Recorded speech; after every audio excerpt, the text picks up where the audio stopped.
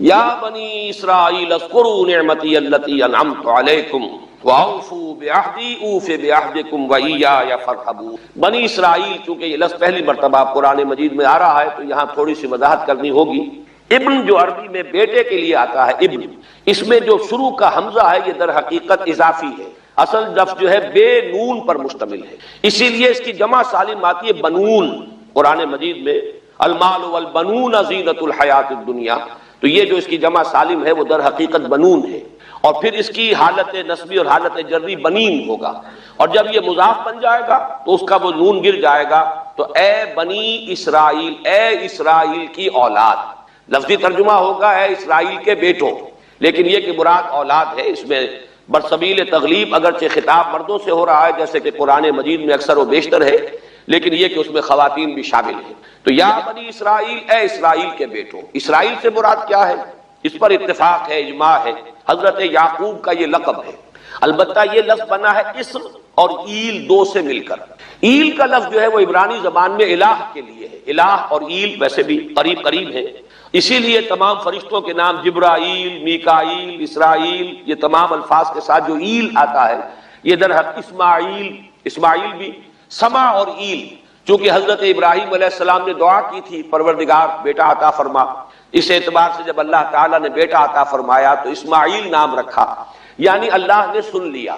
جیسے ہمارے ہاں دیہات میں یہ خاص طور پر جانگلی علاقہ جو کہلاتا ہے، اللہ ڈوایا، اللہ سنیا، یعنی یہ اللہ نے جس کے بارے میں ہماری دعا سنی اور ہماری استدعا کو قبول فرمایا، تو یہ گویا کہ اسماعیل کے معنی یہ ہیں۔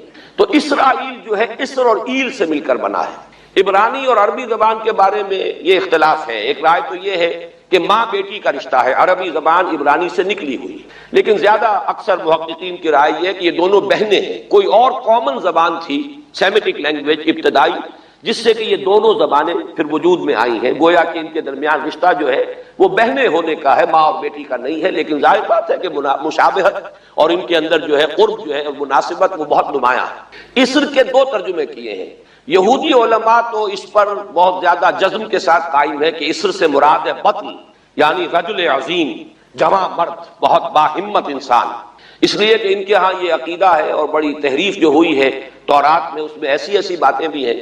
حضرت یعقوب کی جو مدح کی گئی ہے اس میں اس حد تک مبالغہ ہے کہ حضرت یعقوب کی اللہ تعالیٰ کے ساتھ کشتی ہوئی اور اللہ کو پچھاڑ لیا حضرت یعقوب نے، تو معلوم یہ ہوا کہ یہ تو بڑے بہادر اور بہت جری انسان، اس اعتبار سے وہ بطل اور رجل کا ترجمہ کرتے ہیں اسر کا، لیکن یہ کہ صحیح ترجمہ جو ہے وہ اسر کا ہے بندہ، عبد، اس لیے کہ عربی کا لفظ جو بنا ہے اسیر، اسیری، کوئی کسی کا غلام ہے، اسیر، اسی سے لفظ اسرہ بنا ہے، اسرہ ہے کنبہ، کنبہ بھی آپس میں جڑا ہوا ہوتا ہے، ان کے بندھن ہوتے ہیں دوستی کے، محبت کے، اخوت کے، تو اسی طریقے سے یہ اسر کا لفظ آتا ہے کسی بندھن کے لیے۔ اسیر جو ہے پچھلے زمانے میں جبکہ جیلوں کا رواج نہیں تھا تو اگر کسی شخص کے ذمے کسی کی کوئی رقم ہوتی تھی دینی تو اس شخص کو اس کے حوالے کر دیتے تھے، وہ اس کا ذاتی قیدی ہوتا تھا، ذاتی اسیر، اس کی تحویل میں رہتا تھا، جب تک کہ اس کے اعزاء اقارب آ کر وہ رقم ادا نہ کر دیں وہ شخص اس کی تحویل میں رہتا تھا، وہ اس کا اسیر ہوتا تھا۔ اس اعتبار سے غلام کے معنی میں یہ لفظ جو ہے مستعمل ہے، تو اسرائیل کا ترجمہ ہوگا عبداللہ۔ اذان تو میں عرض کر رہا تھا کہ اسرائیل کا ترجمہ ہوا عبداللہ، گویا کہ اب تک ہم نے یا بنی اسرائیل کا ترجمہ کیا اے اللہ کے بندے کی اولاد، مراد ہے حضرت یعقوب علیہ الصلوۃ والسلام۔ حضرت یعقوب حضرت اسحاق کے بیٹے ہیں، حضرت اسحاق حضرت ابراہیم علیہ السلام کے دوسرے بیٹے ہیں۔ حضرت ابراہیم کو پہلا بیٹا اللہ نے عطا فرمایا اسماعیل، اسی لیے میں عرض کر چکا ہوں سما اور ایل سے مل کر بنا ہے، جو دعا کی تھی انہوں نے اس دعا کا پہلا جواب جو ملا ہے اللہ تعالیٰ کی طرف سے، اس کی مقبولیت کا جو ظہور ہوا وہ حضرت اسماعیل کی شکل میں۔ پھر یہ کہ حضرت سارہ کو بھی اللہ تعالیٰ نے اولاد دی اور حضرت اسحاق پیدا ہوئے۔ اس وقت یہ جو بشارت دی گئی ہے قرآن مجید میں متعدد مقامات پر آگے چل کر آئے گا کہ حضرت سارہ کے ہاں بھی اولاد ہونے کی جو بشارت حضرت ابراہیم علیہ السلام کو فرشتے دینے آئے تھے، اسی میں یہ بھی تھا کہ نہ صرف یہ کہ تمہیں ایک بیٹا عطا ہوگا بلکہ اس کے بعد پوتا بھی عطا ہوگا، گویا کہ ایک بہت جلیل القدر پوتا۔ اس اعتبار سے ایک رائے یہ ہے کہ یعقوب عقب سے بنا ہے، گویا کہ بشارت میں پہلے ہی سے شامل تھا حضرت یعقوب علیہ السلام کا ذکر بھی، کہ اسحاق کے بعد اسحاق کے ہاں ایک بہت جلیل القدر بیٹے کی ولادت ہوگی اور اس کا نام یعقوب ہوگا، یعنی اسحاق کے بعد آنے والا، بیٹے کے بعد جو پوتا آتا ہے۔ لیکن یہود کی رائے یہ ہے کہ حضرت یعقوب پیدا ہوئے ہیں اپنے بھائی عیسو کے ساتھ، یہ تمام بیٹے ہیں حضرت اسحاق علیہ السلام کے، دو بیٹے پیدا ہوئے بیک وقت، جڑواں بھائی۔ پہلے حضرت عیسو کی ولادت ہوئی ہے، اور تورات کے الفاظ یہ کہ یعقوب اپنے بھائی عیسو کی ایڑیاں پکڑے ہوئے تولد ہوا، تو چونکہ حضرت عیسو کے بعد حضرت یعقوب کی ولادت ہوئی ہے تو گویا کہ اس وجہ سے ان کا نام حضرت اسحاق نے یعقوب رکھ دیا، عقب میں آنے والا، بعد میں آنے والا۔ بہرحال حضرت یعقوب علیہ السلام کے پھر 12 بیٹے ہیں جن کی تفصیل پوری موجود ہے، یہ تاریخ جو ہے بڑی ریکارڈڈ ہے، اس لیے کہ بنی اسرائیل کی یہ تاریخ جو ہے books of the old testament میں اس کی پوری تفصیل موجود ہے۔ 4 بیویاں تھی حضرت یعقوب علیہ السلام کی، جن سے 12 بیٹے ہوئے، 3 بیویوں سے 10 بیٹے تھے، اور سب سے چھوٹی بیوی سے 2 بیٹے تھے، حضرت یوسف اور بنیامین، اور ان دونوں سے حضرت یعقوب علیہ السلام کو بڑی محبت تھی۔ حضرت یوسف سے چونکہ یہ تاریخ شروع ہوتی ہے اس اعتبار سے کہ انہیں ان کے بھائیوں نے کنویں میں ڈالا، پھر اللہ تعالیٰ نے وہاں سے ان کے نکلنے کا سامان کیا، پھر مصر پہنچایا، پھر مختلف مراحل سے گزار کر انہیں وہاں ایک بہت اونچی پوزیشن تک پہنچایا، تو حضرت یوسف علیہ السلام سے اس اعتبار سے ان کی تاریخ شروع ہوتی ہے۔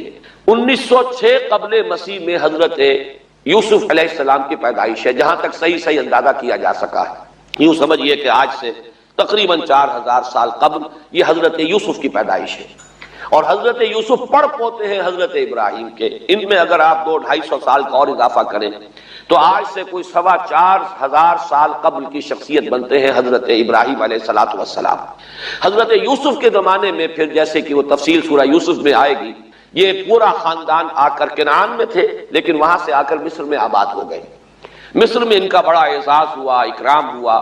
اس کے خاص حالات تھے کہ مصر میں اس وقت جو بادشاہت تھی وہ اصل مصر کے لوگوں کی نہیں تھی، بلکہ یہ بھی سیمیٹک لوگ تھے جو جا کر جنہوں نے عراق وغیرہ کے علاقے سے ہی جا کر انہوں نے فتح کیا تھا مصر کو، لہذا انہیں فرعون نہیں کہا گیا قرآن مجید میں، وہ فرعونہ کا خاندان نہیں ہے، بلکہ وہ تاریخ میں ہکسوس کنگز کہلاتے ہیں۔ تاریخ مصر میں وہ 15واں خاندان کہلاتا ہے وہاں کے بادشاہوں کا، 15th ڈائنیسٹی، اور یہ چونکہ لوکل نہیں تھا اس لیے ان کو فرعون نہیں کہا جائے گا، بلکہ یہ ہکسوس کنگز چرواہے بادشاہ تھے کہ جو عرب کے ان علاقوں سے آئے تھے جزیرہ نما سے، اور وہاں سے وہ چرواہے تھے، ان کا تو پیشہ ظاہر بات ہے صحرا میں کیا ہوتا ہے، بھیڑیں بکریاں پالنا، لیکن انہوں نے آ کر مصر کو فتح کیا، وہاں ان کی بادشاہت ہو گئی۔ محسوس ایسا ہوتا ہے کہ ایک سیاسی پہلو موجود تھا، وہ جو بادشاہ مصر نے جس طریقے سے اعزاز کیا ہے حضرت یوسف علیہ السلام کا، پھر جو اختیار دیا، جو اقتدار دیا، جو ان کو حیثیت دی، پھر انہیں اجازت دی کہ اپنے پورے خاندان کو بلا لیں، اور پھر مصر کا بہترین جو زرخیز ترین علاقہ تھا وہ انہیں عطا کر دیا کہ یہاں آباد ہو جاؤ، جشن کا علاقہ، یا گوشن بھی کہتے ہیں، جشن بھی کہتے ہیں۔ یہ جو نائل کا ڈیلٹا ہے کہ جو جا کر آپ کو معلوم ہے کہ دریا جو ہیں جب بہت سی شاخوں میں تقسیم ہو جاتے ہیں سمندر میں گرنے سے قبل، تو وہ ڈیلٹا جو ہے زرخیز ترین علاقہ ہوتا ہے۔ آرٹیفیشل اریگیشن کے اور نظام تو تھے نہیں، جہاں دریا ہی چھوٹی چھوٹی نہروں کی شکل اختیار کر لے وہاں گویا کہ وہ فطری طور پر جو ہے بڑے وسیع رقبے کے اندر اریگیشن ہو سکتی ہے، تو اس ڈیلٹا کے علاقے میں بہترین علاقہ ان کو دیا گیا، وہاں آباد ہو جاؤ۔ وہاں یہ رہے ہیں گویا کہ پیرزادوں کی حیثیت، ابھی ان کے پاس کوئی شریعت نہیں، ابھی کوئی کتاب نہیں ملی، ابھی صرف یہ ایک خاندان ہے، حضرت ابراہیم کی نسل کا ایک خاندان ہے، اس لیے کہ حضرت ابراہیم کی نسل میں حضرت اسماعیل کی نسل ہے کہ جو عرب میں آباد ہو چکی، ان کی نسل میں پھر حضرت اسحاق کے بیٹوں میں سے بھی عیسو کی نسل وہ اور جگہ پر آباد ہو چکی۔ اس اعتبار سے یوں نہ سمجھیے کہ نسل ابراہیم صرف ان پر مشتمل ہے، اسی طرح بنی قطورہ تیسری جو آپ کی اہلیہ تھی ان کی اولاد بھی، تو گویا کہ یہ بہت وسیع حلقہ ہے جو اولاد ابراہیم کا ہے۔ تو اولاد ابراہیم میں سے ایک شاخ ہے جو آ کر، یعنی حضرت یعقوب کے 12 بیٹے اور حضرت یعقوب بھی آ کر یہاں آباد ہو گئے، اور یہاں پھر یہ کچھ عرصے تک تقریباً 100-150 برس تک تو بڑے عیش میں رہے۔ یہ تقریباً یوں سمجھیے کہ 1850 قبل مسیح میں ان کا داخلہ ہوا ہے مصر کے اندر، اور وہاں پر 150 برس جو ہیں انہوں نے بڑے عیش میں گزارے ہیں۔ یہ پیرزادے تھے اس لیے کہ بادشاہ معتقد ہو چکا تھا حضرت یوسف علیہ السلام کا، اگرچہ یہ تو ثابت نہیں ہوتا کہ وہ ایمان لایا ہو حضرت یوسف علیہ السلام پر، اس کا کوئی ثبوت نہیں، لیکن معتقد تھا، اور ان کی نیکی کا، پارسائی کا، شرافت کا، ذہانت کا، صلاحیتوں کا اعتراف پوری قوم کو تھا، جس طریقے سے کہ انہوں نے اس ملک کی جو نیا ہے اس کو جس طرح پار لگایا ہے، وہ شدید ترین قحط کا جو ایک دور آیا اس میں سے، اور جتنا بہترین انتظام کیا اس کی بنا پر ان کی صلاحیتوں کے سب معترف تھے۔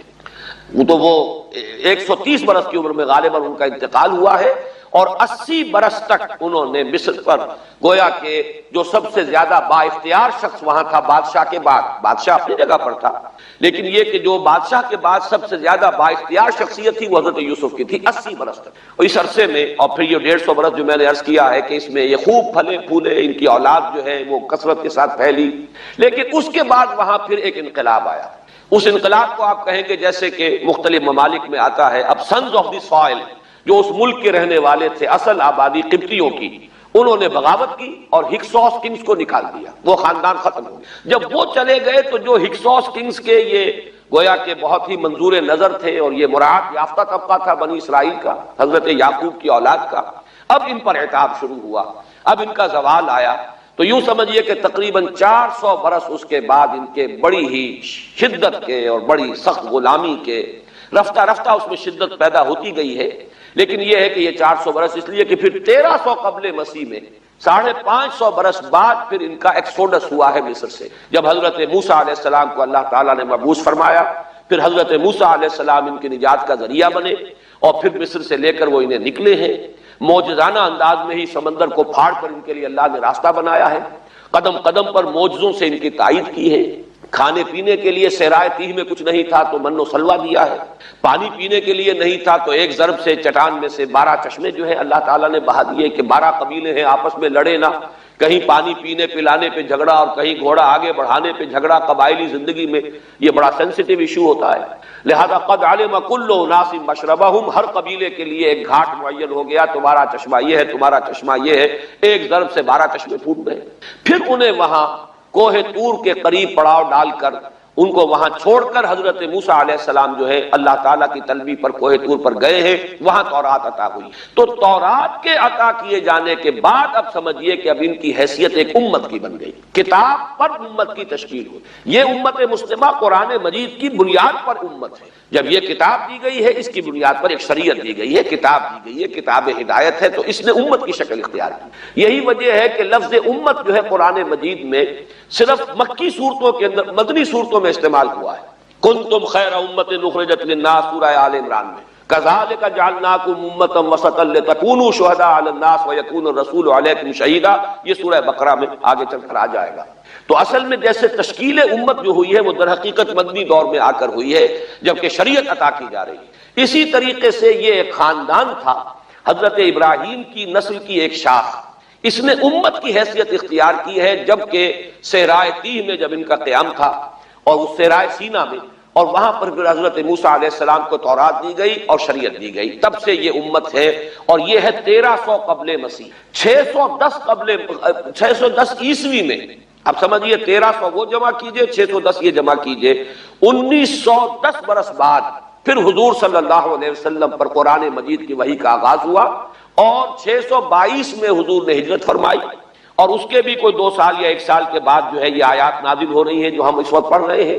تو یہ سارا جو ہے تاریخی پس منظر ذہن میں رکھیے کہ یہ تقریباً 2000 برس کی تاریخ جو ہے ان کی بحیثیت امت۔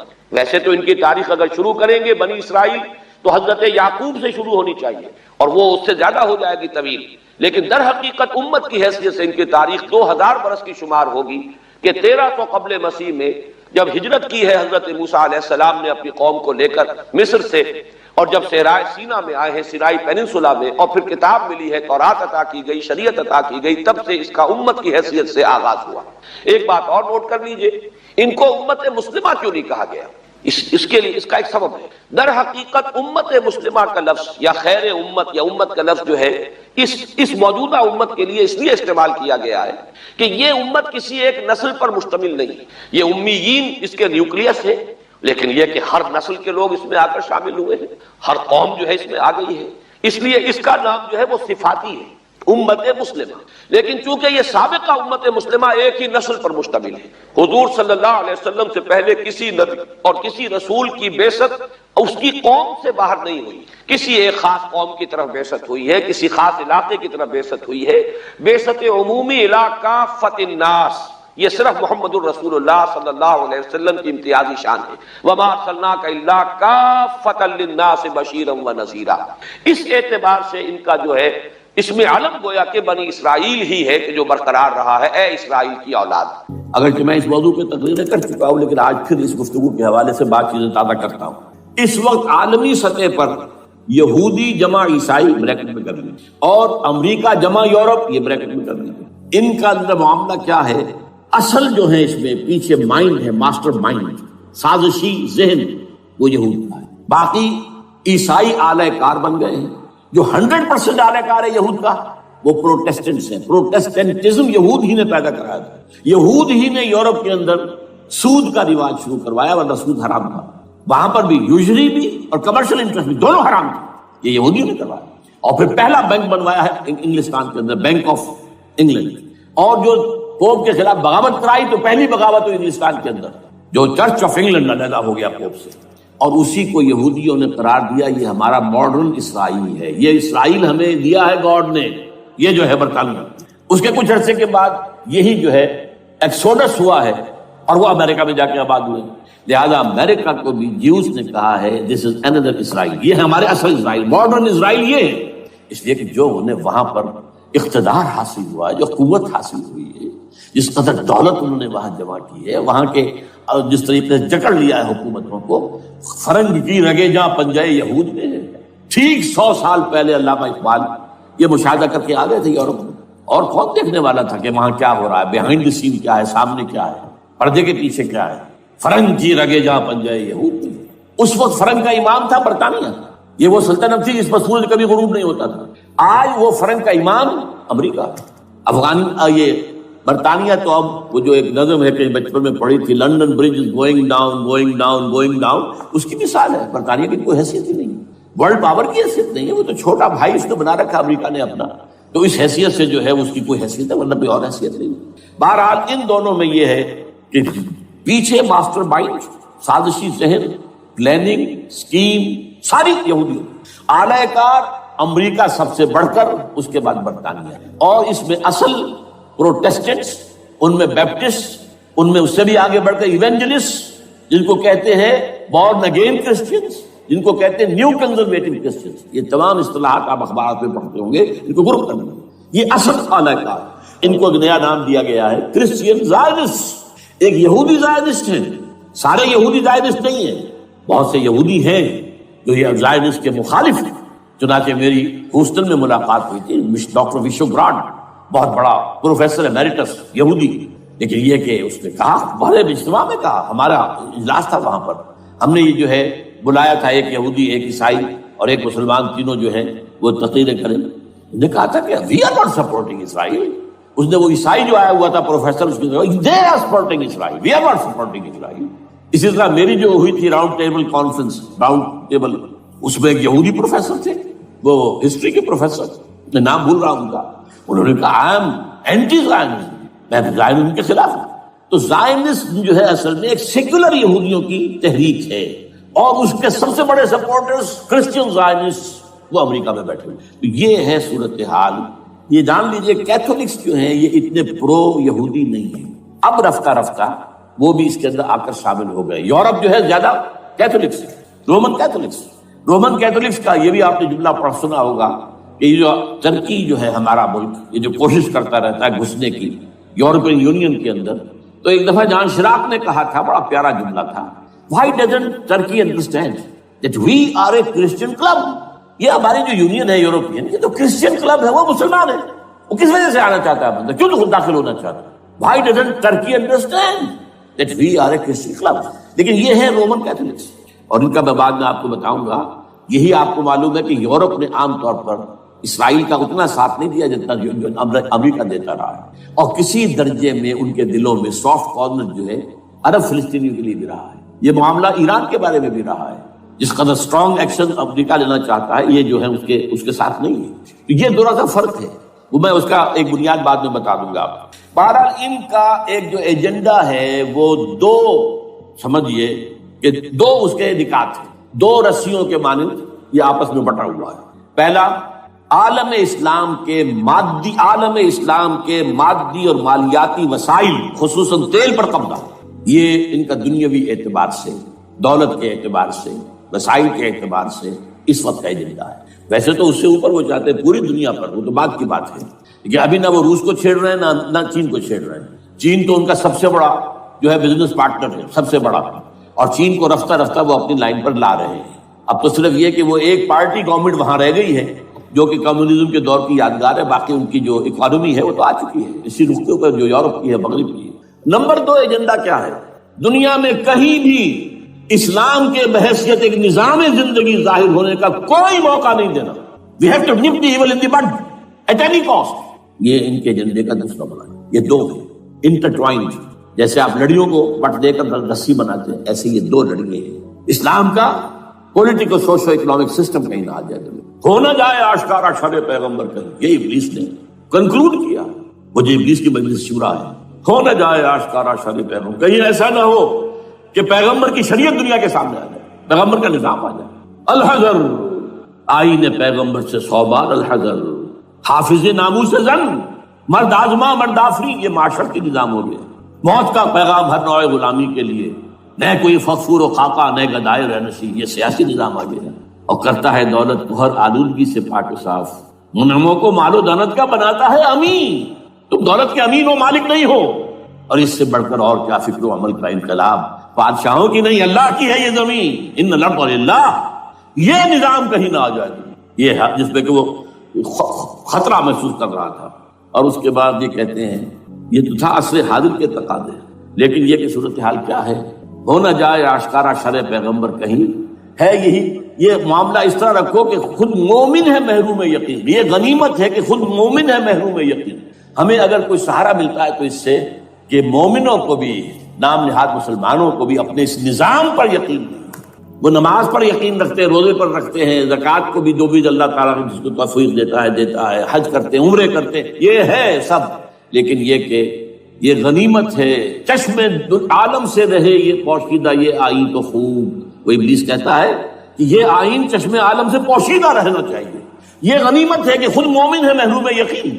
ہمارے لیے جو ہے اگر کوئی سانس لینے کی جگہ ہے تو وہ یہ ہے، حوصلہ افزائی اگر ہے تو اس میں ہے کہ خود مومن محروم یقین ہے، اس کے سامنے وہ راستہ ہے ہی نہیں۔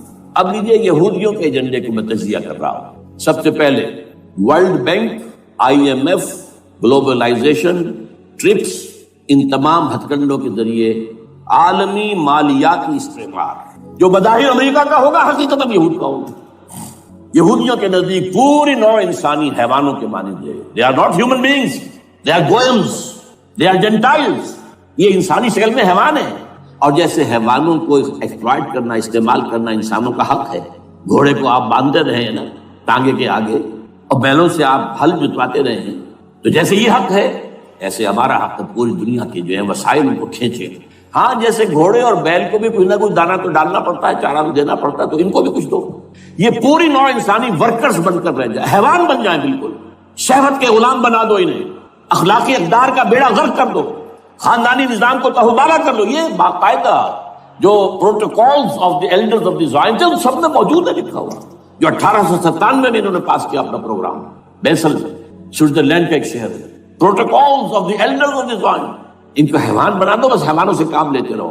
ہاں ان کی کمائی کا کچھ حصہ ان کے لیے چھوڑ دو، وہ بھی زندہ رہیں، وہ بھی آخر کام کیسے کریں گے، اور اصل جو ہے ملائی کھینچ دو اپنے اس نظام کے ذریعے سے۔ World bank, IMF، stock exchange, TRIPS, globalization, اس کے ذریعے سے عالمی مالیاتی استعمار۔ نمبر 2 ایک ہے ان کا ایجنڈا، یہ تو عالمی ہے۔ دوسرا ایجنڈا کیا ہے؟ وہ لوکل ہے۔ وہ کیا ہے؟ گریٹر اسرائیل کا قیام، جس میں مصر کا سارا زرخیز علاقہ شامل ہوگا، جو ڈیلٹا کا علاقہ کہلاتا ہے اس کا، جہاں کے اس وقت کے بادشاہ نے، حضرت یوسف علیہ السلام کے زمانے کے بادشاہ نے، وہ فرعونہ کے خاندان میں سے نہیں تھا، وہ عرب تھا۔ عربوں ہی سے کسی وقت کوئی قوم آئی تھی جو کہ مصر پر قابض ہو گئی تھی، اس نے حضرت یوسف کے خاندان کو لا کے وہاں آباد کیا۔ بہترین جشن کا علاقہ کہلاتا ہے، بہترین۔ وہ کہتے ہیں ہمارا ہے، ہم رہے وہاں پر کئی 100 برس تک رہے، عراق ہمارا ہے، وہاں ہمیں قید میں رکھا گیا، نیبوکڈنیزر دے گیا تھا۔ عرب کا شمالی حصہ جو ہمارا ہے، وہاں خیبر میں یہودی قلعے تھے، اور وہاں مدینے کے اندر جو ہے 3 قبیلے یہودی تھے جنہیں محمد نے صلی اللہ علیہ وسلم نے وہاں سے نکال باہر کیا تھا۔ یہی جارڈن یہ ترکی کا بھی کچھ حصہ ہمارا ہے، باقی پورا لبنان اور پورا فلسطین، یہ سب اس کے اوپر بنے گا ایک greater Israel. This is there local agent, اور اس کے لیے ضروری ہے ایک بہت بڑی جنگ، ایسے آسانی سے نہیں ہو جائے گا۔ آرمگیڈون، جس کو حضور نے فرمایا الملحمۃ العظمیٰ، الملحمۃ الکبریٰ، بہت بڑی جنگ، جس کی خوفناکی اور تباہناکی کا اندازہ اس سے کیجیے۔ حضور فرماتے ہیں کہ اگر ایک باپ کے 100 بیٹے یا ایک دادا کے 100 پوتے ہوں گے تو ان میں سے 99 ختم ہو جائیں گے، ایک بچے گا۔ اور ایک جگہ فرماتے ہیں اتنی اموات ہوں گی، اتنی لاشیں ہوں گی کہ ایک نفاست پسند پرندہ جو ہے، جو گندگی پہ نہیں اترنا چاہتا، ایک تو ہے یہ کوے، چیلیں، گدھ، وہ تو گندگی ہی کی تلاش میں ہے مردار کھانے کے لیے، وہ تو لاشوں کو نوچ رہے ہوں گے۔ وہ پرندہ جو ہے نفاست پسند پرندہ، وہ نہیں اتر سکے گا، اڑتا اڑتا چلا جائے گا، لیکن لاشوں کا سلسلہ ختم نہیں ہوگا، یہاں تک کہ تھک ہار کر لاشوں پر گر جائے گا۔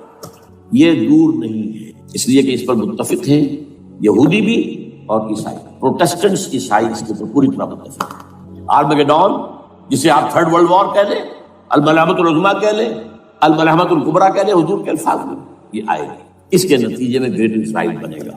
نمبر 3 پھر بنے گا 3rd ٹیمپل، جو ٹائٹس نے گرا لیا تھا 70 میں، سن 70 عیسوی، جسے گرے ہوئے کتنا عرصہ ہو گیا؟ 2008، اندازہ کر لیجیے 1800 کتنے برس ہو چکے۔ وہ دوبارہ بنائیں گے 3rd ٹیمپل، اور اس کے لیے مسجد اقصیٰ کو گرائیں گے، اور ڈوم آف دی راک، قبۃ الصخرہ، وہاں لا کر پھر اس میں کنگ ڈیونز تھرون لا کے رکھا جائے گا۔ یہ بھی میرے علم میں پہلی مرتبہ اسی ٹرمپٹ کے اشارے سے آیا۔ وہ کیا ہے؟ حضرت داؤد کا، آج سے کتنے 1000 سال پہلے کی بات ہے، اندازہ کیجیے، 1000 قبل مسیح، اور یہ اب 2000 ہو گیا عیسوی، 3000 برس تو ہو گئے۔ وہ کیا تھا؟ ایک پتھر تھا جس پر بٹھا کر حضرت داؤد کی تاج پوشی کی گئی، پھر اسی پر حضرت سلیمان کی تاج پوشی، پھر اسی پر ان کے بادشاہ آتے رہے، تاج پوشی ہوتی گئی۔ ٹائٹس نے جب گرایا ہے سن 70 عیسوی میں، یروشلم کو برباد کیا، 1,33,000 یہودی ایک دن میں قتل کیے، ایک دن میں، باقی نکال دیا، بھاگ جایا۔ اس کو کہتے ہیں diaspora, that started in 70 AD، یہ منتشر ہو گیا، جس کا جہاز سنگھ سمایا چلا گیا، یورپ میں چلے گئے، شمالی افریقہ میں، مسلمان ملکوں میں، انڈیا میں آ گئے، ایران میں آ گئے، سب جگہ وہاں سے نکال دیے گئے، ڈائسپورا۔ بہرحال وہاں سے وہ ٹائٹس وہ پتھر لے گیا، وہ روم میں لے گیا، روم سے کسی طرح وہ آئرلینڈ پہنچ گیا۔ آئرلینڈ پیور کیتھولک ملک ہے، آپ کو معلوم ہے، اور وہاں پر پروٹیسٹنٹس کی اور کیتھولکس کی جنگیں ہوتی رہتی ہیں۔ کبھی بھی شیعہ سنی مسلمانوں کی اس طور سے خانہ جنگی نہیں ہوئی ہے جیسے کہ وہاں ان دو عیسائیوں میں کیتھولکس اور پروٹیسٹنٹس میں ہوتی ہے۔ وہ رومن کیتھولک ملک ہے۔ وہاں سے وہ انگلینڈ میں آیا، انگلینڈ میں جب آ گیا، بلکہ وہاں سے اسکاٹ لینڈ سے انگلینڈ میں پھر اس کو ایک کرسی کے اندر اس کی سیٹ کی حیثیت سے بنا کر ایک تھرون کی شکل دے دی گئی، اور وہ جو ویسٹ منسٹر ایبے ہے، برطانیہ کے پارلیمنٹ کے ساتھ جو چرچ ہے، ویسٹ منسٹر ایبے، وہاں اس کو لا کے رکھ دیا گیا۔ اس وقت سے برطانیہ کے بادشاہوں اور ملکاؤں کی تاج پوشی وہاں ہوئی۔ تو ایک یہ ہے کہ پھر اس کو لا کر وہاں رکھیں گے۔ اب یہاں سے اختلاف ہے، یہ نوٹ کریں، یہاں تک عیسائیوں کا یہودیوں کا ایجنڈا ایک ہے، یہاں اختلاف ہے۔ یہودیوں کے نزدیک ان کا مسیح آئے گا اور وہ وہاں بیٹھ کر پوری دنیا پر راج کرے گا۔ وہ مسیح جس کی خبر دی گئی تھی شروع کی کتابوں میں، جو تورات کی ابتدائی کتابیں ہیں، وہ تو حضرت مسیح کی شکل میں آ گئے۔ دی پروفیسی واز فلفلڈ۔ یہودیوں نے نہیں مانا، انہیں تو قرار دیا جادوگر ہے، کافر ہے، مرتد ہے، ولد الزنا ہے، اور اپنے بس پر کے سولی پر چڑھا دیا۔ وہ دوسری بات ہے، اللہ نے کیا کیا، وہ ایک علیحدہ مسئلہ ہے۔ چنانچہ یہ کہ دی سچویشن از ویکنٹ، وہ مسیحا کی جگہ ابھی باقی ہے ان کی، and they are waiting for ہم۔ تو وہ آئے گا اور وہ یہاں اس تخت داؤد پر بیٹھ کر پوری دنیا پر ہوگا۔ عیسائیوں کا کہنا کیا ہے کہ در حقیقت حضرت مسیح نازل ہوں گے، سیکنڈ کمنگ آف جیسس، جس کو ہم بھی مانتے ہیں۔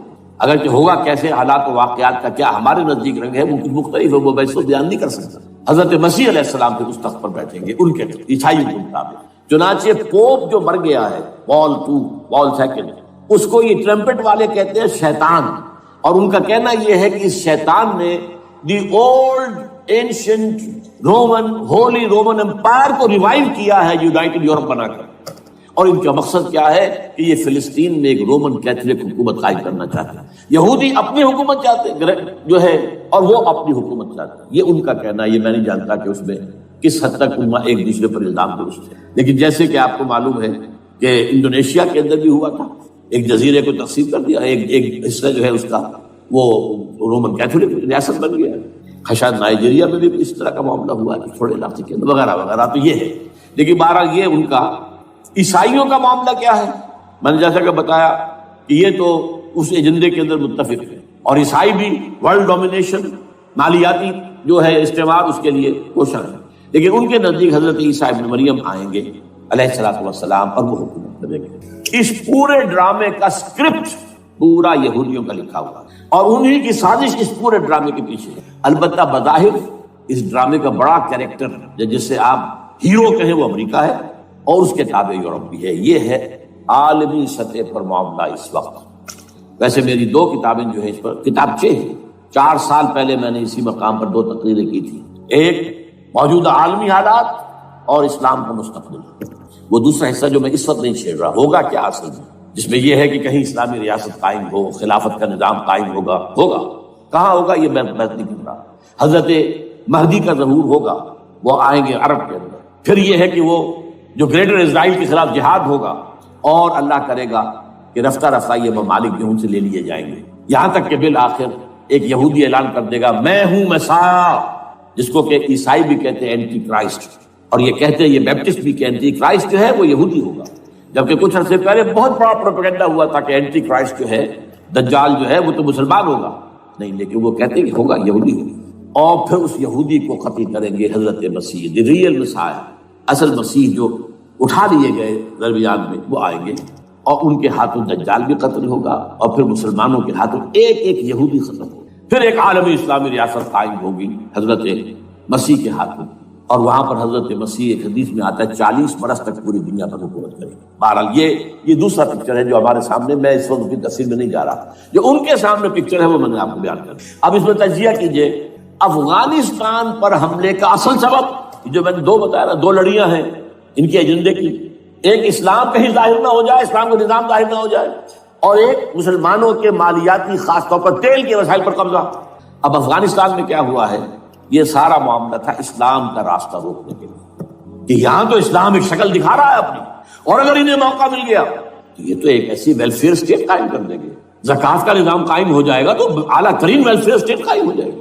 اور اگر یہاں پر جو ہے یہ ساری سزائیں نافذ ہو گئی، معاشرہ کرائم فری ہو جائے گا، لوگوں میں محبت ہوگی، مساوات ہوگی، اور یہ کہ عام لوگوں کے لیے ویلفیئر ہوگا. اور یہ سامنے نظام آ گیا تو پھر ہمارا یہ نظام کیپیٹلزم یہ کہاں رہے گا؟ اس کو تو منہ چھپانے کی جگہ نہیں ملے گی. لہذا افغانستان پر حملے کا اصل موٹو یہ ہے. البتہ یہ ساتھ ہی یہ بھی تھا کہ افغانستان کے راستے سے سینٹرل ایشین سٹیٹس جو ہیں ان سے پائپ لائنیں لا کر، اور وہ پھر کہیں گوادر کے آس پاس سمندر تک لائے جائے، تاکہ ہم وہاں کے جو ہے ڈرین کر سکیں جو تیل اور گیس کے ذخائر ہیں سینٹرل ایشین سٹیٹس کے اندر جو مسلمان سٹیٹس ہیں. تو اس کے لیے راستہ جو ہے وہ لینا چاہتے تھے افغانستان سے. اب وہ جہاں تک افغانستان کا تعلق ہے تو ان کے قبضے میں ہے، جب چاہے کر لیں. اب پاکستان کا معاملہ جو تھا وہ جیسا کہ میں نے کہا کہ اس کا راستہ وہ رک گیا، جبکہ انہیں واپس جانا پڑ گیا. لیکن انہوں نے افغانستان میں کوشش کی طالبان کے زمانے میں. یونیکول جو ہے ان کی سب سے بڑی جو ہے کمپنی ہے، اس نے مذاکرات کیے. وہ دیکھ کر حیران رہ گئے کہ یہ ان پڑھ، یہ ملے ملاٹے جو ہیں یہ تو بڑے ٹف بارگینر ہیں. اس طریقے سے پاؤں جما کر طالبان نے جو ان کے ساتھ مذاکرات کیے ہیں اور ان سے اپنی شرطیں پیش کی ہیں کہ وہ گھبرا کر بھاگ گئے. یہ صورتحال بھی تھی افغانستان پر قبضہ کرنے میں. لیکن یہ ہے کہ اصل کیا تھا کہ وہ اسلام کی کوئی شکل دنیا کے سامنے نہ آنے پائے، جو ان کا میجر ہے. اسی لیے پورا عالم کفر جمع ہے، امریکہ، یورپ، روس، چین، سب جمع ہے. بھارت تو ہے ہی ہے، یہ سب جمع ہے. آپ نے یاد ہو گیا جب لال مسجد کا حادثہ ہوا ہے اور ہمارا یہ بدبخت اور بدمعاش انسان، اس نے صرف خود جان بوجھ کر اسے بڑھایا، ایک پرنسی کو گھوڑا بنایا، اس میں پھر شگاف کیا اور شاباش لی ہے.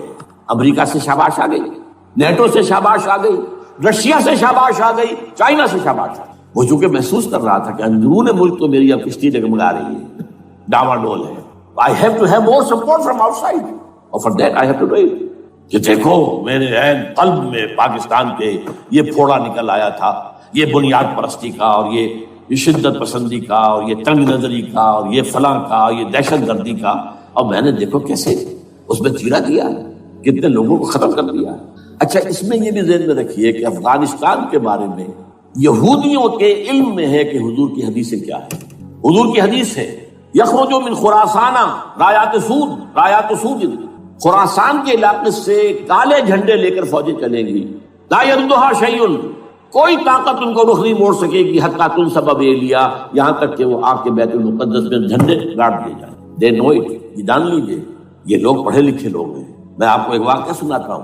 جب 1967 میں یہودیوں کو فتح ہوئی بہت بڑی، اور پورا یروشلم اب ان کے قبضے میں آ گیا، ایسٹ یروشلم جو کہ ابھی جارڈن کے قبضے میں تھا، تو جب موشے دایان تھا وہ کانا، وہ داخل ہوا فاتح کی حیثیت سے، تو اس کے ساتھ ایک ربائی تھا بہت بڑا، چیف ربائی، یہودیوں کا بہت بڑا عالم، اور وہ رو پڑا تھا، تو فتح کا وقت، خوشی کا، رویا۔ So this is the beginning of the end, یہ الفاظ آئے اخبارات میں، گویا کہ اب یہ آخری ڈرامہ جو ہے شروع ہو گیا ہے۔ وہ آخری ڈرامہ انہیں معلوم ہے ان کی تباہی پر ختم ہونا ہے۔ اس میں حضرت مسیح کے نزول کے بعد یہ ٹرمپٹ والا بھی لکھتا ہے کہ 80% یہودی قتل ہو جائے گا، اور میں سمجھتا ہوں کہ 20% اگر صحیح ہے اس کی بات، تو وہ ہوں گے جو اب حضرت مسیح پر ایمان لے آئیں گے، باقی 80% اپنے اس کفر پر اڑے رہیں گے اور قتل ہو گے۔ اسی طرح حضور کی ایک حدیث ہے کہ جب یہودیوں کا قتل عام ہو رہا ہو، اگر مسلمان قتل کریں گے، تو اگر کسی درخت کے پیچھے یہودی چھپا ہوگا تو درخت پکارے گا، اے مسلمان، عبداللہ آؤ ادھر، یہ میرے پیچھے یہودی چھپا ہوا، قتل کرو اسے۔ کسی پتھر کے پیچھے چھپے گا تو پتھر بولے گا، سوائے ایک درخت غرقد کے، غرقد یہودیوں کے درخت سے وہ پناہ دے گا۔ اور آج اسرائیل میں سب سے بڑی پلانٹیشن غرقد کی ہے، ڈینوئٹ۔ اسی لیے افغانستان، خراسان، یہ افغانستان کا ہارٹ ہے افغانستان۔ اور یہ بھی جان لیجئے، ہمارا جو مالاکنڈ سے اوپر کا علاقہ ہے یہ بھی خراسان کا حصہ، اولڈ خراسان، جیسے گریٹر خراسان کہا جاتا ہے ہسٹری میں۔ ایک میں نے ایرانی سے پوچھا تھا اس کے بارے میں، تو اس نے کہا خراسان ہمارا ایک صوبہ ہے۔ میں نے کہا وہ تو مجھے معلوم ہے، جس کا دارالخلافہ مشہد ہے اور یہ ان کا مقدس شہر ہے، وہ تو اسے مکے کی طرح سمجھتے ہیں۔ بہرحال میں نے کہا میں پوچھ رہا ہوں پرانا خراسان بزرگ، تو خراسان بزرگ کا انہوں نے بتایا پورا افغانستان اس میں شامل ہے۔ اور پھر یہ اسٹیٹس جو ہیں سینٹرل ایشین اسٹیٹس، اور ایران کا ایک حصہ اور پاکستان کا ایک حصہ، یہ جو مالاکنڈ کہلاتا ہے۔ اور یہ بڑی معنی خیز بات ہے کہ وہی مالاکنڈ سے تحریک چلی ہے جو اصل تحریک ہے طالبان پاکستان، وہ سوات سے چلی۔ بہرحال اس وجہ سے، اس پہلو سے یہ جو ہے افغانستان پر حملے کا سب سے بڑا سبب وہ تھا۔ دوسرا جو تھا وہ یہ کہ ان کو جو پائپ لائن لے کے آنی تھی اس کے لیے، لیکن وہ ظاہر بات ہے کہ اس میں جو ہے جو طالبان نے وہ ان کی چکمے میں نہیں آئے۔ اس پر ایک کتاب ہے کہ جو انگریزی میں ہے عابد اللہ جان کی، Afghanistan the genesis of the last crusade, Afghanistan سے آخری صلیبی جنگ کا سلسلہ شروع ہو رہا ہے۔ بہت جو ہے چشم کشا ہے، معلومات افزا ہے، انگریزی میں ہے۔ اچھا، عراق میں معاملہ برعکس تھا، عراق میں تیل کا معاملہ بھی تھا، تو صرف امریکہ کا تھا۔ جو یورپ ہے وہ زیادہ تر کیسپین کے ایریا کے تیل کی طرف نگاہیں رکھتا ہے، یہ جو ہے یہ اصل میں سارا جو ہے یہ امریکہ کا معاملہ ہے۔ اور دوسری طرف یہ کہ یہاں کو مذہبی سلسلہ نہیں تھا، حالانکہ تھا، وہ یہودیوں کا تھا۔ وہ کیا تھا؟ Extension, first step towards the establishment of greater Israel. یہ بات اچھی طرح سمجھیں۔ یہاں پہ تیل کا معاملہ بھی میں نے کہا تھا نا، دو لڑیاں ہیں جو چل رہی ہیں۔ تیل کا معاملہ یہاں خاص طور پر عراق کے اندر زیادہ، افغانستان میں بہت کم۔ لیکن یہ کہ یہاں پر بھی جو اصل ہے بیہائنڈ دی سین، جو اصل چیز کیا ہے کہ گریٹر اسرائیل کے قیام کی طرف پہلا قدم۔ میں یاد دلاتا ہوں آپ کو کہ فرسٹ گلف وار ہوئی تھی جس میں عراق کا بھرکس نکال دیا گیا تھا، اس کے اختتام پر کہا تھا شوارٹز کرافٹ، جو ان کا کمانڈر ان چیف تھا الائڈ فورسز کا، اس نے صاف کہا تھا، مجھے آج تک ایک لفظ یاد ہے، we fought this war for the protection of اسرائیل۔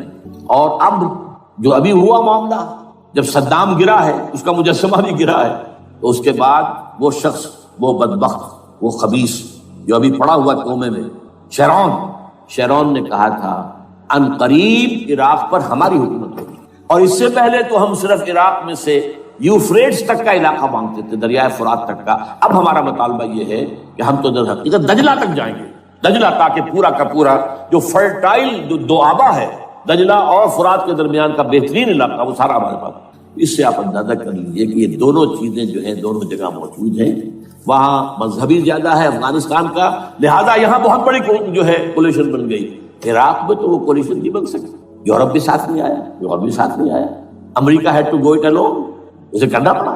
زیادہ سے زیادہ کوئی ٹوکن آسٹریلیا کا کوئی ٹوکن معاملہ جو ہے برطانیہ کا کچھ شاید ٹوکن ٹائپ جو ہے وہی یہ کامن ویلتھ پرانی جو ہے چلی آ رہی ہے، اس میں شاید کینیڈا کا، باقی تو کوئی یہ جو آل ورلڈ کولیشن بنی تھی وہ افغانستان کے خلاف کیوں ہے؟ یہاں سے اسلام کی ریسرجنس کا اندیشہ ہے۔ یخرج من خراسان رایات سود لا يردها شیء حتی تنصب بایلیا۔ حضور کے زمانے میں ایلیا جو ہے وہ کن کے قبضے میں تھا؟ عیسائی میں۔ اس کے بعد ہمارے قبضے میں آیا، لیکن پھر کروسیڈرز نے ہم سے لے لیا تھا، اور 88 برس وہ عیسائیوں کے پاس رہا، 1099 عیسوی سے لے کر 1187 تک۔ اب پھر یہود کا قبضہ ہے، پہلے عیسائیوں کا تھا، اب یہود کا۔ اب ان سے لینا واپس، پہلی مرتبہ بھی عرب نہیں لے سکے تھے، کھونے والے عرب تھے، واپس لینے والا کرد تھا صلاح الدین ایوبی رحمۃ اللہ۔ اب بھی کھونے والے عرب ہیں، مصر اور شام اور اردن تینوں کا مقابلہ کیا اس نے، اسرائیل نے، اور قبضہ کیا پورے ویسٹ بینک پر، گولان ہائٹس پر، سینائی پیننسولا پر، اور یہ کھو دیا ہم نے اپنے ہاتھ سے۔ اور اب بھی عربوں میں تو کوئی دم نہیں ہے، کوئی جان نہیں ہے، ان کو عیاشیوں نے، دولت مندی نے بالکل تباہ و برباد کھوکھلا کر کے رکھ دیا۔ بہرحال یہ جو چیزیں میں نے آپ کو بتائی ہیں، یہ تو وہ پلانز ہیں جو سب شیاطین جن و انس کے پروگرام ہیں۔ وہ جیسے کہ کبھی کہا تھا خمینی صاحب نے، شیطان بزرگ، دی گریٹسٹ سیٹن، امریکہ۔ اصل میں امریکہ، اور اس کے پیچھے حقیقت میں یہود، سامنے امریکہ، پیچھے یہود۔ بالفعل کیا ہوگا یہ تو پھر اللہ ہی جانتا ہے کیا ہوگا۔ وَمَكَرُوا وَمَكَرَ اللَّهُ، کافر اپنی چالیں چلتے ہیں، اللہ اپنی چال چلتے ہیں۔ اور سَنَسْتَدْرِجُهُم مِّنْ حَيْثُ لَا يَعْلَمُونَ وَأُمْلِي لَهُمْ إِنَّ كَيْدِي مَتِينٌ۔ اے نبی آپ گھبرائیں نہیں، ہم ان کافروں کو رفتہ رفتہ وہاں سے لے آئیں گے جہاں سے آپ کو بھی انہیں احساس تک نہیں ہوگا کہ یہ تو گرفت میں آ رہے ہیں، ٹریپ ہو رہے ہیں، اور ابھی ذرا میں انہیں ڈھیل دے رہا ہوں۔ میں املی لہم ان قیدی متین، میری چال بہت مضبوط۔ وہ اللہ کیا کرے گا وہ میں نے آپ کو بتایا، جھلک دکھا دی ہے۔ انشاءاللہ اسی علاقے میں پاکستان اور افغانستان، اور اس کا ہارٹ ہوگا یہ پشتونستان، سرحد اور مشرقی افغانستان مل کر پشتونستان، پشتون اسی مشرقی اس میں ہے، پاکستان کا مغربی صوبہ ہے، شمال مغربی سرحدی صوبہ، یہ ہارٹ، اور پھر پاکستان اور افغانستان انشاءاللہ یہی ہوگا۔ اور پھر یہ کہ یہاں سے فوجیں جائیں گی جو حضرت مہدی کی حکومت جمائیں گی عرب کے اندر۔ عربوں میں جان نہیں ہے کہ وہ مہدی کی حکومت کو جما سکے۔ یخرج ناس من المشرق یعطون للمہدی یعنی سلطانی، مشرق کی طرف کے کسی ملک سے فوجیں آئیں گی جو مہدی کی حکومت قائم کرے، عربوں میں دم نہیں۔ بہرحال ہوگا کیا وہ میں نے کہا کہ یہ تو اللہ کے ہاتھ میں ہے۔ اب یہ کہ کرنا کیا چاہیے، یہ ہے میری تقریر کا آخری حصہ۔ دیکھیے ذوالفقار مرزا نے جو کچھ کہا اور سید قائم علی شاہ، میں خوشائند سمجھتا ہوں کہ طالبانائزیشن اور ہے، اسلامائزیشن اور ہے، ٹھیک ہے، چلیے آواز مکے اور مدینے۔ طالبانائزیشن کے اندر کچھ بغیر تعلیم یافتہ، کچھ جذباتی، اس طرح کے لوگ بھی ہیں جن میں انتہا پسندی بھی ہے، جیسے کہ میں پہلے بیان کر چکا، افغانستان میں ہوا ہے، افغانستان کے اندر بھی رفتہ رفتہ وہ اپنی چیزوں سے نکل رہے تھے، نکل جاتا ہے، لیکن موقع نہیں دیا گیا، نیتی بٹ ختم کر دیا گیا۔ اسی طرح ہمارے سرحدی صوبے میں جیسا کہ میں بتایا 3 قوتیں برسرکار ہیں، who knows it، کون کیا کرے۔ لیکن بہرحال یہ کہ پہلی بات یہ، اسلام اور پاکستان لازم و ملزوم ہیں۔ یا اسلام آئے گا تو یہ ملک رہے گا، نہیں آئے گا تو ختم ہو جائے گا، اس میں کوئی شک نہیں۔ میری 2 کتابیں پڑھ لیجیے اگر اللہ توفیق دے، ہمت دے، اسلام اور پاکستان، یہ سن 67-68 کی تحریر ہے میری۔ جینیسس آف پاکستان کیا تھا، how Pakistan came into existence. پھر یہ کہ میں نے استحکام پاکستان کے نام سے سن 85 کے اندر کتاب لکھی، یہ دونوں کتابیں پڑھی ہیں۔ پاکستان کا کوئی جواز نہیں اگر یہاں اسلام نہ آئے، اور واقعی ہم جواز کھو چکے ہیں، تو اللہ تعالیٰ ہمیں مہلت دے رہا ہے۔ لیکن اب یہ سمجھ لیجیے یہ اللہ تعالیٰ کی طرف سے ایک خاص مہلت ہے، اور شاید آخری مہلت ہے جو ہمیں مل رہی ہے۔ یہاں اسلامائزیشن نہ ہوا تو یہ ملک نہیں رہے گا۔ میں یہاں آپ کو ایک شعر سنا دوں، ہے تو ایک ایسی شخصیت کا جو کچھ کنٹروورشل بھی ہو گئی، بعد میں بدنام بھی ہو گئی۔ ایک زمانے میں جماعت اسلامی کے بڑے مخصوص کارکن تھے وہ، مولانا کوثر نیازی، انہوں نے ایک بڑا تلخ شعر کہا تھا، اسلام کو اگر تیری فضا راس نہ آئے، اے میرے وطن تجھ کو کوئی آگ لگائے۔ ہمیں اسلام چاہیے، اور اسلام نہیں آئے گا تو یہ ملک نہیں رہے گا۔ کوئی زرداری، کوئی نواز شریف اس ملک کی بقا کی ضمانت نہیں دے سکتی۔ اس کی بقا ہے اگر تو اسلامائزیشن۔ 61 سال کی ہماری بے وفائی اللہ کے ساتھ کیے ہوئے وعدے کی، اس کا ایک عذاب ادنا ہم جھیل چکے ہیں۔ 71 یاد کی سن 71، پاکستان 2 لخت، 94,000 مسلمان پاکستانی بھارت کی قید میں بھیڑوں بکریوں کی طرح ہانک کر لے جائے گئے، ٹرکوں میں بھر بھر کر، جیسے کہ ڈیرہ غازی خان سے بھیڑیں بکریاں آتی ہیں لاہور میں ذبح ہونے کی، کنسنٹریشن کیمپس میں ہمارے ٹائیگر نامی جرنیل نے پیش کیا اپنا ریوالور، کتنے لوگ مارے گئے، کتنا فساد ہوا، مسلمان کے ہاتھوں مسلمانوں کا خون کتنا ہوا۔ یہ اللہ کا ایک خاص عذاب ہوتا ہے۔ میں نے وہ آیت آپ کو سنائی تھی، قل هو القادر على ان يبعث عليكم عذابا من فوقكم او من تحت ارجلكم، اے نبی سے کہہ دیجیے اللہ اس پر قدرت رکھتا ہے، جب چاہے تم پر کوئی عذاب اوپر سے بھیج دے، تمہاری زمین کے نیچے سے نکال دے۔ زلزلہ آیا تھا کہ نہیں؟ او یلبسکم شیعا، ایک تیسری شکل بھی ہے، نہ اللہ آسمان کو کوئی تکلیف دے نہ زمین کو، زمین پھٹے گی تو آدمی جائے گا نا، بلکہ تمہیں گروہوں میں تقسیم کر کے، او یلبسکم شیعا فیذیق بعضکم بعض بعض، تو ایک دوسرے کی قوت کا ایک دوسرے کو مزہ چکھائے، تم خود ایک دوسرے کے گلے کاٹو، ہمیں کسی اور قوم کو تکلیف دینے کی ضرورت نہیں ہوگی، یہ کام ہمارے ساتھ ہو چکا ہے 1971 میں۔ بہرحال اب اس کے بعد بھی تاخیر تو ہماری جو کی تو ہے، اب ہم اس جگہ پر پہنچ گئے کہ شاید اب عذاب الاکبر آنے والا ہے۔ وہ آیت بھی میں نے شروع میں پڑھی تھی، وَلَنُذِيقَنَّهُم مِّنَ الْعَذَابِ الْأَدْنَىٰ دُونَ الْعَذَابِ الْأَكْبَرِ لَعَلَّهُمْ يَرْجِعُونَ۔ چھوٹا عذاب آیا سن 71 میں، پاکستان بہرحال مغربی پاکستان تو برقرار رہا، اس کا نام بھی پاکستان رہا۔ اب شاید بڑا عذاب آ رہا ہو، بلکنائزیشن جس کے نقشے جو ہیں دنیا میں شائع کیے جا چکے ہیں، اور اس اسلامائزیشن کے لیے جو میں کہہ رہا ہوں کہ اس کے بغیر یہاں پاکستان نہیں رہے گا، اس کے لیے اس کی جو دستوری، تدریجی، قانونی، پرامن اگر راستہ اختیار نہ کیا گیا تو ملیٹنسی بڑھے، یہ رکنے والی نہیں ہے۔ یہ جو اوپر کا جو علاقہ ہے، ایک ٹرائنگل ہے جس کا نقشہ کھینچا ہے ایک بہت بڑے مصری ادیب اور مورخ نے، شکیب ارسلان ان کا نام تھا۔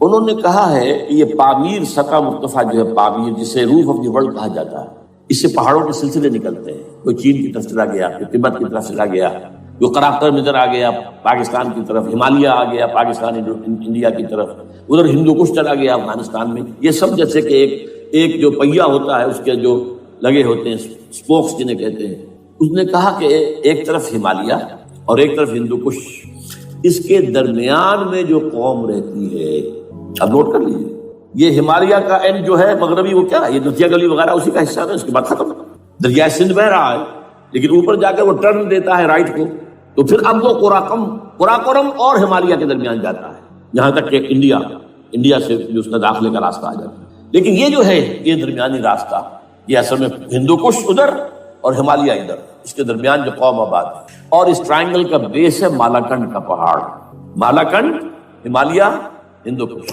اس ٹرائنگل میں جو قوم آباد ہے، شکیب ارسلان کہتا ہے اگر پوری دنیا میں اسلام کی نبضیں ڈوب جائیں تب بھی یہاں کے لوگوں میں اسلام کی نبض چلتی رہے۔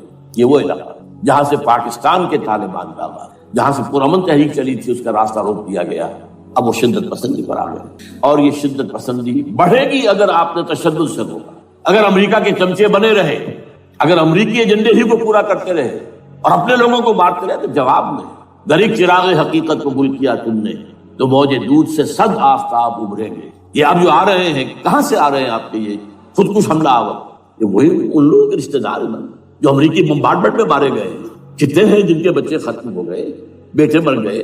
یہ جو ہمارے ہاں ایک کمانڈوز کے کیمپ کے اوپر جو حملہ ہوا تھا اور خودکش بمبار، جس سے کہ شاید 18-19 بہترین آپ کے کمانڈوز ختم ہوئے تھے، وہ کون تھا؟ وہ خود کمانڈو تھا، اندر کوئی اور تو جا ہی نہیں سکتا تھا، یہ کمانڈوز کا کیمپ تھا، اور اس کے میس میں نہ جا سکے کوئی جا سکے، وہ خود کمانڈو تھا۔ اس کی بیٹی لال مسجد کے اندر جلی تھی۔ اب آپ اندازہ کیجئے کہ اس کے دل میں جو کھول رہا تھا اس کا جذبہ، اس نے اس کو ٹھنڈا کیا خود جان دے کر۔ تو یہ جان لیجیے ادھر باجوڑ میں حملہ ہوا تھا، ادھر جو ہماری ملٹری پریڈ کے اوپر حملہ ہو گیا، تو یہ بات رکے گی نہیں۔ اور یہ ظاہر بات ہے کہ اب شمال سے لے کر نیچے تک کی بات ہے، وہاں پر بھی میں نے شروع بھی کہا تھا یہ خطرہ حقیقی ہے، غیر حقیقی نہیں ہے، وہمی اور خیالی نہیں ہے، اس لیے کہ اب جو اس علاقے سے جا رہے ہیں ہجرت کر کے کراچی، وہی ان کی جگہ ہے، وہیں پر ان کے رشتے دار ہیں، محسود ہیں، وزیر فلاں ہے، یہ ہے وہ ہے، وہاں وہ جا رہے ہیں۔ اور وہاں پر بھی ظاہر بات ہے کہ جو کچھ ہو رہا ہے افغانستان میں اور جو کچھ ہو رہا ہے شمال سرحدی صوبے میں، اس کا ایک تسلسل ہوگا۔ میں یہاں یہ عرض کر دوں آپ سے کہ تقریباً 4 سال قبل، بلکہ 4.5 سال، میں انتہائی مایوسی کو پہنچ چکا تھا کہ پاکستان کا وجود باقی نہیں رہے گا۔ میں نے یہی تقریر کی ہے 29 فروری سن 2004، اسی جگہ پاکستان جواز کھو چکا۔ یہ اسلام کے نام پر تھا، ویئر از اسلام؟ جو اسلام یہاں وہ تو بھارت میں بھی ہے، وہ تو امریکہ میں بھی ہے، وہ کہاں ہے اسلام کا سیاسی نظام، اسلام کا تعزیراتی نظام، اسلام کا کرمنل لا، اسلام کا سول لا، اسلام کے فیملی لاز کہاں بنائے تھے اس شخص نے جو فیلڈ مارشل بنا تھا، خود ساختہ، جو اس نے قوانین بنائے تھے؟ تمام علماء نے کہا تھا، تمام مکتبہ فکر کہ غلط ہے، تحریک کوئی نہیں اٹھائی، یہ ان کی غلطی تھی، کوتاہی تھی۔ جمہوریت کی تحریک میں شامل ہو گئے، اس پر کوئی تحریک نہیں چلائی۔ بہرحال وہ نظام کہاں ہے؟ وہ نظام کا قائم نہیں کیا۔ اس حوالے سے یہ اپنا جواز خود دو ریشنل ہے، ریزون دیت جسے کہتے ہیں فرینچ کے اندر، ریزون دیت کسی چیز کی ریزن، ریشنل آف ایگزسٹنس۔ اس کے بعد یہ ہے کہ پچھلے سال سے کچھ مایوسی میں کمی ہوئی۔ Number 1، chief justice of Pakistan Iftikhar Muhammad Chaudhry کے اندر ہمت اللہ نے دی، وہ کھڑا ہو گیا۔ جرنیلوں کے جم گھٹے کے اندر ایک سویلین آدمی جو ہے جس درجے کا مرغوب ہو سکتا ہے، آپ اس کا اندازہ کریں۔ اور اس کے بعد اسپونٹینیس موومنٹ کو کلا انہومی شے سوچ نہیں سکتے ہم۔ یہ موومنٹ جو ہے یہ کوئی اسٹریٹ ارچنز کی چلائی ہوئی نہیں ہے، یہ ہمارے ہاں کے گاموں ماجوں کی نہیں ہے، بلکہ یہ تو پڑھے لکھے لوگ، وکیل، کالے کوٹ، کالی ٹائیاں پہنے، یہ جو سختیاں جھیلی ہیں، ابھی تک تو تحریک چل رہی ہے۔ اگر سے ظاہر بات ہے وقت گزرنے کے ساتھ ساتھ اس کی وہ تیزی اور تندی میں تو کمی آئی اور حکومت کو موقع ملا ان کے اندر کوئی رفت پیدا کرنے کا نہیں۔ لیکن بہرحال ان دونوں چیزوں سے میری مایوسی میں قدرے کمی۔ اب دوسری بات وہ تھی 18 فروری کے الیکشن کا پرامن طور پر منعقد ہوئی۔ میں یہ سمجھتا تھا کہ جو اس کے اندر دخل اندازی ہے، رگنگ ہوئی ہوئے، کیسے ممکن ہے پاکستان میں الیکشن ہو اور رگنگ نہ ہو؟ پھر تحریک چلے ہی چلے، کیونکہ تحریک تو چل رہی ہے پہلے سے، صرف اس کے اوپر تیل اور ڈالنا ہے نا، اور پھر بدامنی ہوئی ہو، اور پھر دونوں طرف گدھ بیٹھے ہوئے ہیں، the NATO forces in the west, Indian forces on the east, they will march into Pakistan، اور پاکستان کے ایٹمی دانت توڑ کر Pakistan will be put at the mercy of India، Bharat. Now do whatever you like۔ Condoleezza Rice کا میں آپ کو بیان سنا چکا ہوں، پاکستان کے مستقبل کا فیصلہ امریکہ اور بھارت کی کرتا۔ بہرحال اب تیسری جو امید ہوئی ہے کہ کل پرسوں میں جو ہوئی ہے، کولیشن جو ہے یہ ناکام ہوتی نظر آ رہی تھی، لیکن یہ کہ صدر کے مواخذے پر یا صدر کے خلاف جو ایک کارروائی ہو رہی ہے، اللہ کرے کہ وہ پوری ہو جائے، یا اس سے بھی بہتر ہے کہ وہ خود ہی استعفیٰ دے کر دفع ہو جائے۔ بہرحال یہ کہ اس سے بھی کچھ امید کا پہلو جو ہے پیدا ہوتا ہے۔ اب یہاں اسلامائزیشن کا پرامن، تدریجی اور اسلام کا دستوری اور قانونی طریقہ کیا ہے؟ وہ طریقہ کیا ہے؟ 1949 اور 50 میں جو عمل شروع ہوا تھا، جو اس کے بعد سے آج تک جو ہے ختم ہو گیا، اس کو اصل دور شروع کیا جائے۔ دوڑ پیچھے کی طرف گردش ایام کی۔ 49 میں کیا ہوا تھا؟ قرارداد مقاصد۔ وہ گویا کہ پاکستان میں نظام خلافت کی جڑ تھی جو رکھ دی گئی تھی کہ sovereignty belongs to Allah and whatever authority we have it's a sacred امانت۔